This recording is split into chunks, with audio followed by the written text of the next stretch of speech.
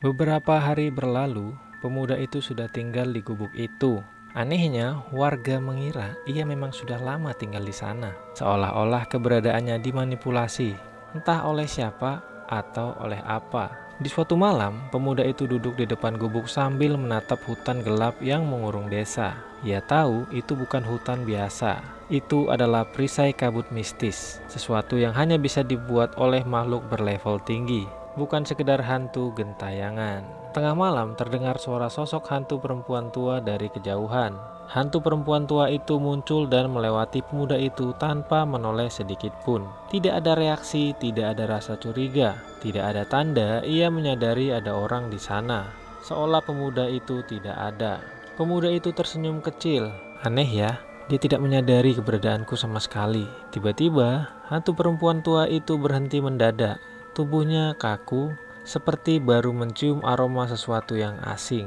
Hantu perempuan tua menoleh ke arah gubuk. Gerakannya pelan, menyeramkan. Ia menatap lama, namun ia tidak melihat apapun, hanya gubuk kosong dengan lampu minyak yang masih menyala. Namun detik berikutnya, hantu perempuan tua itu seperti mendengar sesuatu. Suara samar tapi memerintah. Sebuah suara yang memaksanya kembali ke hutan, seolah ada yang memberi perintah langsung ke dalam pikirannya. Pemuda itu melangkah masuk ke dalam gubuk. Ia menutup pintu perlahan, wajahnya tenang, seolah tugasnya malam itu sudah selesai. Keesokan paginya, pemuda itu bertemu seorang warga Parubaya di desa itu. Orang itu menceritakan betapa banyak warga yang hilang dalam beberapa bulan ini. Tidak ada petunjuk, tidak ada suara. Pemuda itu hanya mengangguk, mendengarkan tanpa banyak bicara. Warga itu berkata kepada pemuda itu, "Kita seperti sudah lama saling mengenal, tapi kenapa aku tidak mengetahui namamu ya anak muda?" Pemuda itu menjawab, "Oh iya paman, maaf, perkenalkan namaku Arman."